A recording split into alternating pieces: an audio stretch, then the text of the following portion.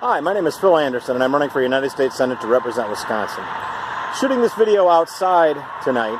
Absolutely beautiful night in the Westchester Woods neighborhood, and in fact in all of southern Wisconsin. And I'm enjoying a well-deserved beer because I just went and canvassed my own neighborhood for the first time during the signature period. I'd been sort of saving it up for a night like this. People would be outside or have their windows open, be in their backyards, whatever. Pretty discreet area where I can get it done in an hour and a half, 2 hours or so, which I did, and got about 25 signatures, which is pretty much what I expected over these few square blocks. The people of the neighborhood here are very, very supportive. Not all libertarians, actually very few actual libertarians, but very supportive of the idea that people should be allowed access to the ballot, allowed to express their ideas, and to allow the public to decide via the ballot box or the ballot counting machine, rather than have their choices made for them by whoever decides who's going to be in the debates or covered in the media or whatever. So very positive reception tonight. I knocked on, I don't know, probably close to 40 doors. Not everyone was home. Got about 25 signatures. Only one person said no, though, in this case. And we got a bunch of no's at the family market, or the farmer's market over the weekend. And usually with the same reason. People say, I'm a lifelong Democrat. Most people in and around Madison, if they're going to associate themselves with being a lifelong anything, are lifelong Democrats. There's a few people who say they're lifelong Republicans. But what does it mean to be a lifelong Democrat? What does that mean? I mean, things that the Democrats have stood for over the years, even in the last 50 years, have changed quite a bit. It used to be that Democrats were the peace party, right? Even the hippies sort of fit in with the Democrat Party back in the late 60s, or at least tried to. And now the Democrats are as much a party of war as the Republicans ever were. And even looking at other issues, I mean, people stand with Democrats now as a matter of family tradition or lifelong adherence to the party. But does that mean that they would have stood next to George Wallace in the South in the 60s when he wasn't letting black kids go to school in Mississippi? I think it was Mississippi. Forgive me if I'm not exactly accurate. But my point is that when you say that you're a lifelong Republican or Democrat, what you're saying is that you belong to a brand. You identify yourself that way. But the ideas behind that brand have changed. It's kind of like saying, like, I used to be let me think of a good example. A Miller guy, right? Like I drink Miller beer. Well, Miller beer has changed over the years. It's not exactly the same recipe. Things have changed. Other things change. You could say at one point you could say you're a Volkswagen person, and that meant that you like the Beetle. But now, maybe you don't own Volkswagens anymore. I don't think it's healthy for people to identify with brands that way. They should look at the merits of each product, of each ideology, of each politician, of each party, and examine them based on where they are in their life, what their world is like around them, what their needs and wants and desires are for not only themselves, but society around them.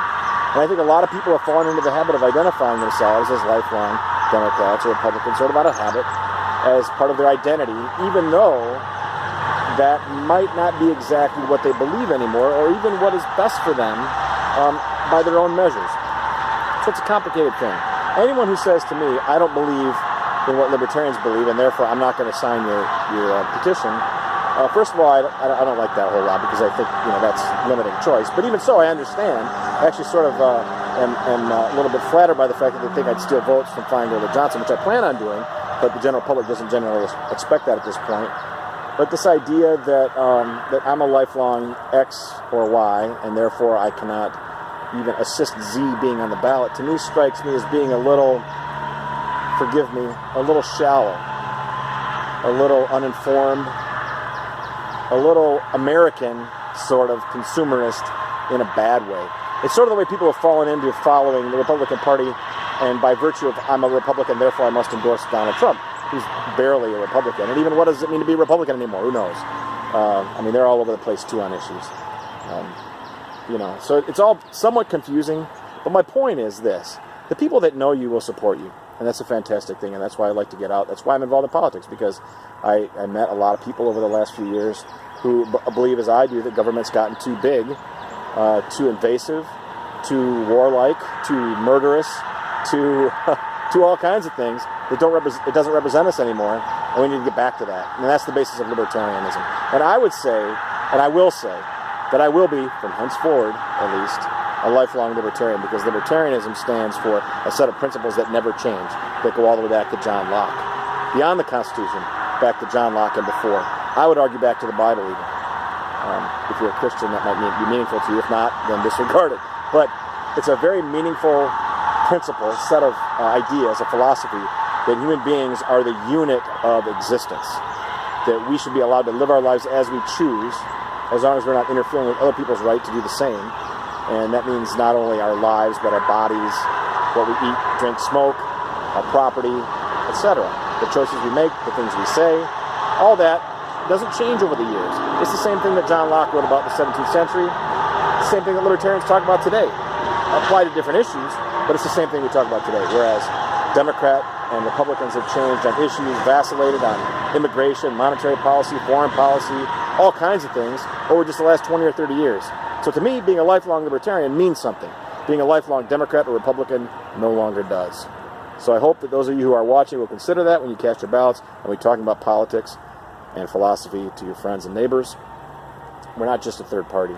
It's a different way of looking at people, an old-fashioned way of looking at people, in a way, and a positive way of looking at all of us and respecting each other, our lives, our existence, our properties, our families, and our beliefs. Thanks, and I'll talk to you tomorrow.